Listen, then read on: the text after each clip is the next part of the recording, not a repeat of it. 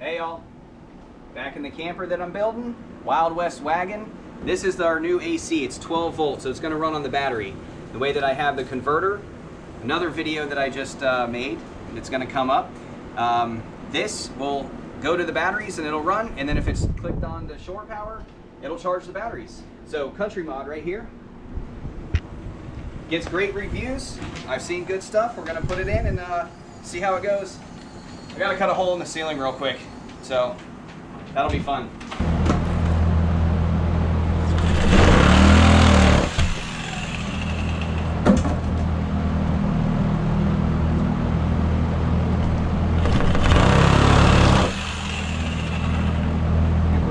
Finally got our CountryMod 12 volt AC.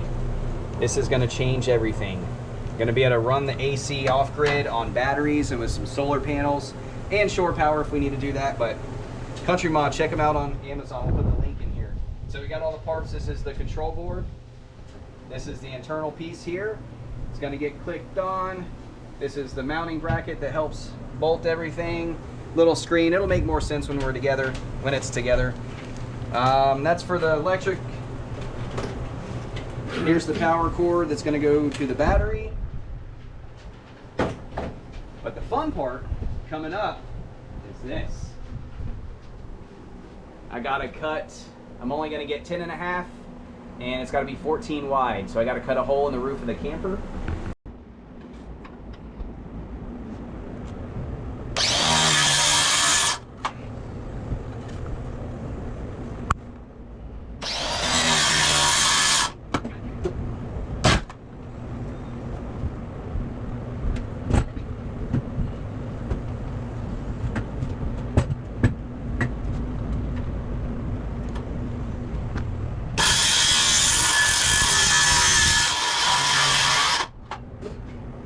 So fun.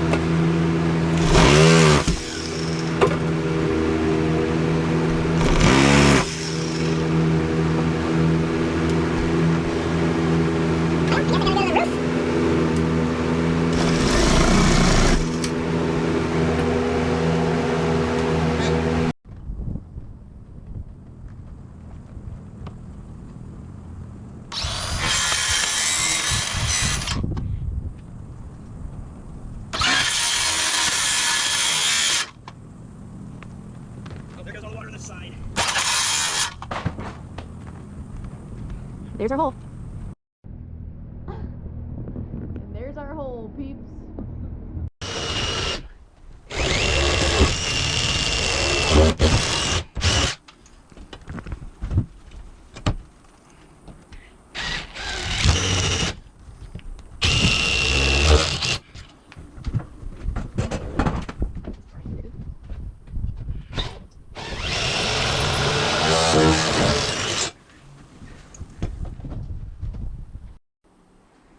All right, got the hole.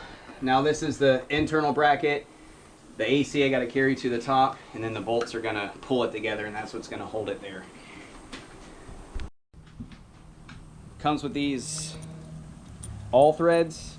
These are the shorter ones. That's all I need for this camper. There's a little bit longer ones, and these are the 4 holes. So you go ahead and you pre-thread these in. They just don't do it in there for packaging purposes, most likely, but go in there, thread them, and then they will go through the holes I just drilled, and then we'll get it bolted down.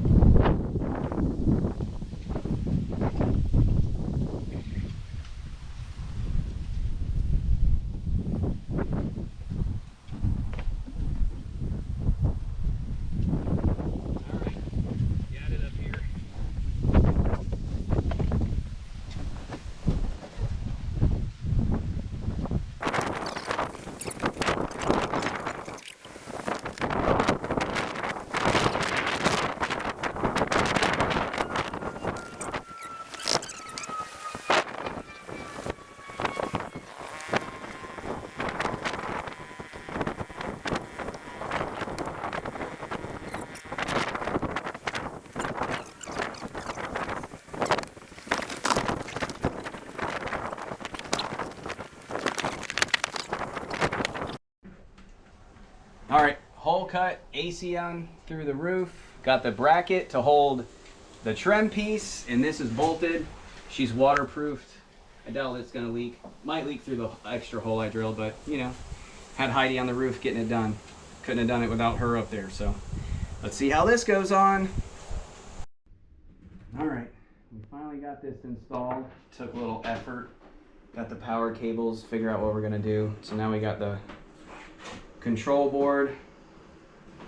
Looks like it's pretty self-explanatory. That's a thermometer.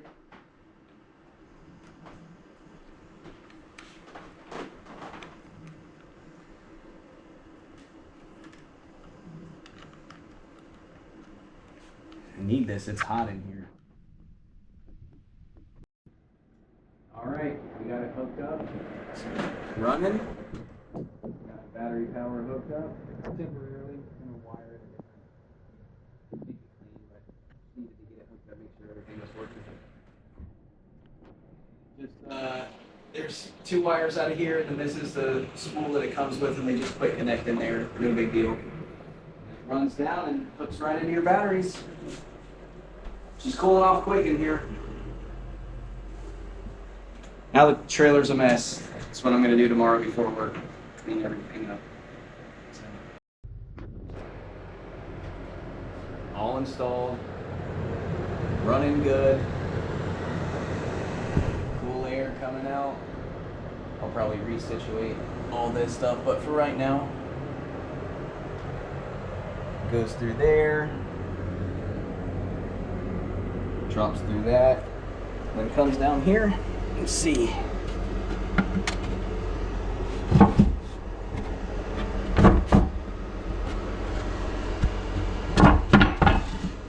Got it hooked